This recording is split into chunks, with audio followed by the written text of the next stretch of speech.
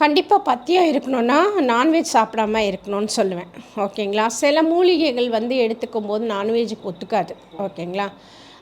அதே மாதிரி oily item, எண்ணெய் சார்ந்த பொருட்கள், வறுத்த பொருட்கள் எடுக்கக்கூடாதுன்னு சொல்லுவேன். காய்கறியில் சில விஷயங்கள் இருக்குது. கத்திரிக்காய்ங்கிறது இருக்குது. கத்திரிக்காய் அரிப்பு கொடுத்துரும். நம்ம அந்த மாதிரி ரெப்பேர் பண்ணுவோம். அவங்கவுங்களுக்கு ஒவ்வொரு நோய்க்கும் ஒவ்வொரு மாதிரி இருக்கும்.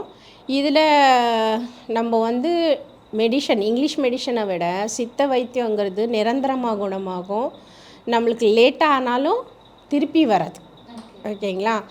ஏன்னா நம்ம முன்னோர்கள் கொடுத்துருக்காங்க. சித்தமார்கள் வந்து இதை அதிகமாக பயன்படுத்தியிருக்காங்க. மன்னர்களே இதுதான் வச்சு வாழ்ந்துருக்காங்க. அப்போது நம்ம ஏன் அதை விடணும்? ஓகேங்களா? இங்கிலீஷுங்கிறது வந்து நம்ம இங்கிலீஷ்காரங்க வந்த பிறகு தான் அந்த மெடிஷன் அறிமுகப்படுத்தியிருக்காங்க. அதெல்லாம் வந்து எடுத்திருக்காங்க அப்படிங்க சொல்கிறாங்க. நம்ம மூலிகையை வச்சே அவங்க வந்து கேப்சலாக வந்து ரெடி பண்ணி தராங்க. புரியுதுங்களா? நாங்களும் அதாவது பவுடர் ரெடி பண்ணி கேப்சலில் ஃபில் பண்ணி கொடுப்போம். ஏன்னா கெட்டு போகாமல் இருக்கும்.